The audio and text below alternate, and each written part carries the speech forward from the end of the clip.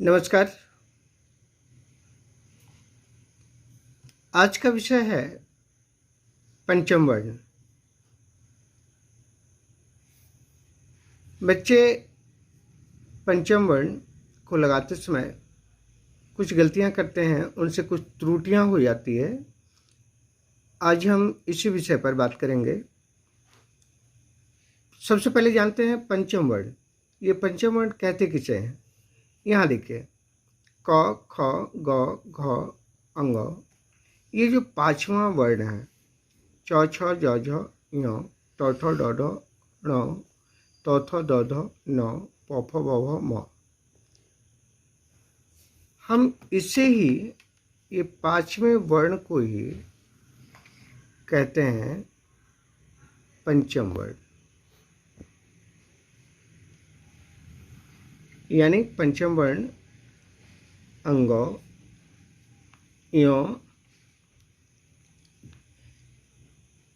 ये टवर्गी, न, त, थ, द, ध, न और म।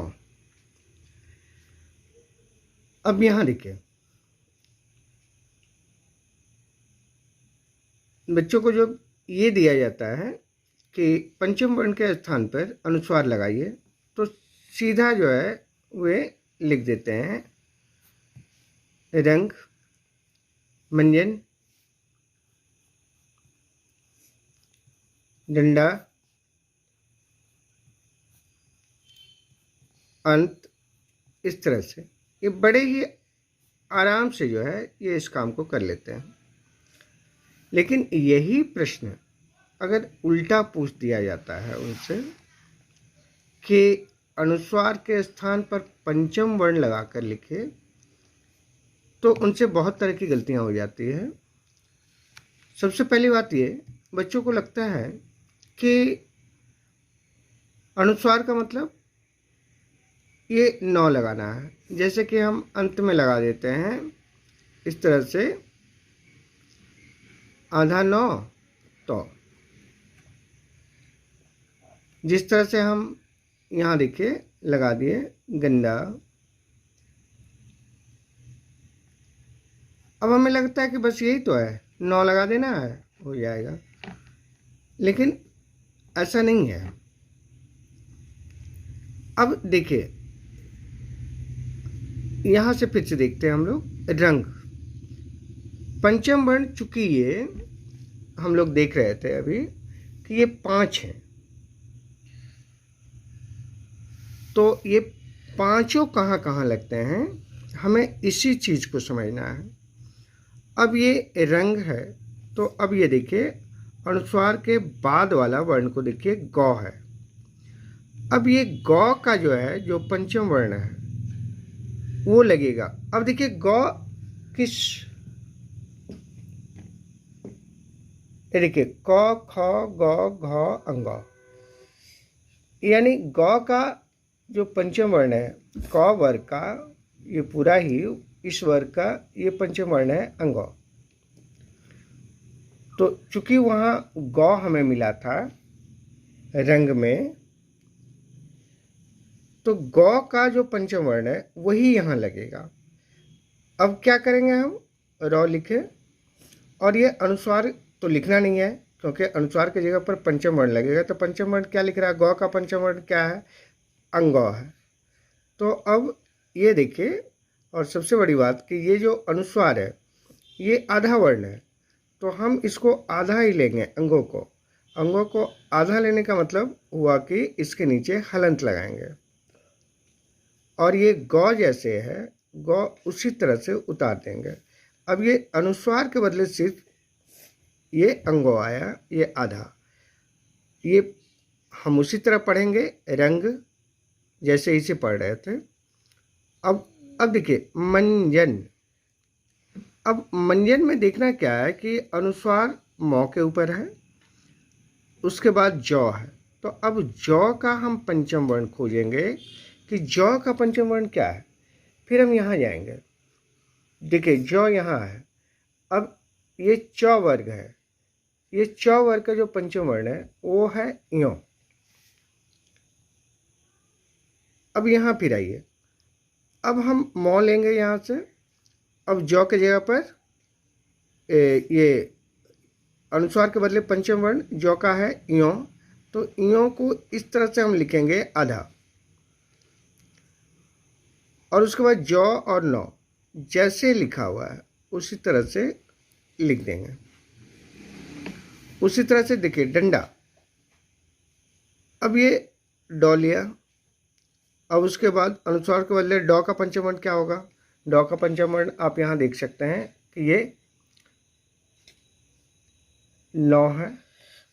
अब इसको आधा ही लिखना है तो आधा लिखेंगे हम लोग इष्टवर्गीय नौ को। अब फिर डॉ में आकर डा है, फिर ये डा लिख देंगे। अब ये देखिए पहले ही हमने कर दिया था इसे अंत।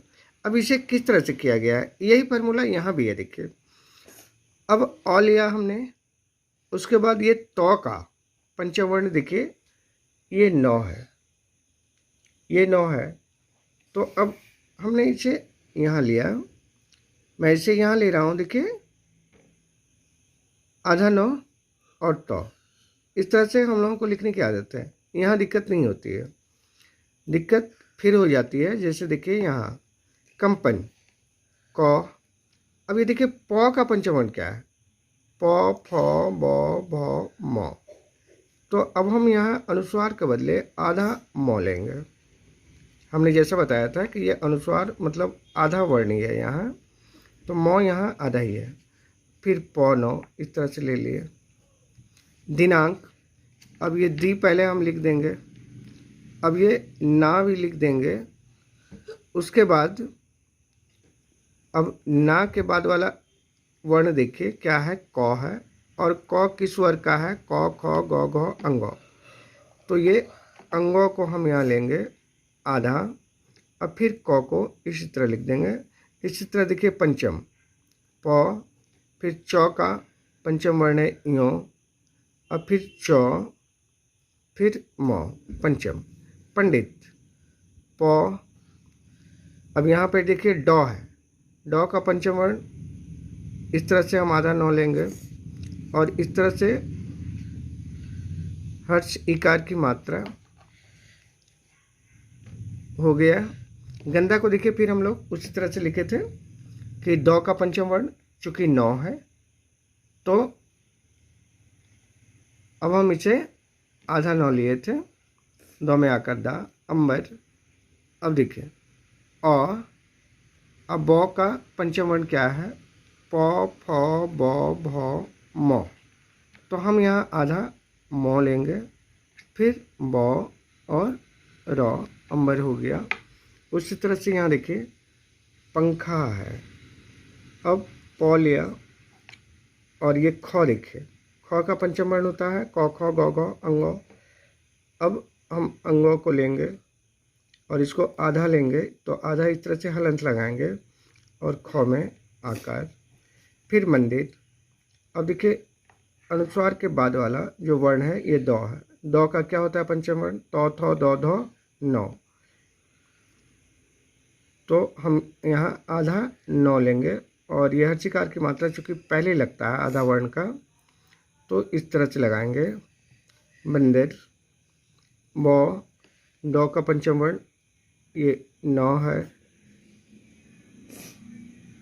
दौरो उसी तरह से रहेगा। इंजन ई, और उसके बाद देखिए जौ का पंचम वर्ण है चौ, छौ, जौ, झौ, यों, तो यों लिया गया। उसके बाद फिर जौ और नौ आप इस तरह से लिख दीजिए।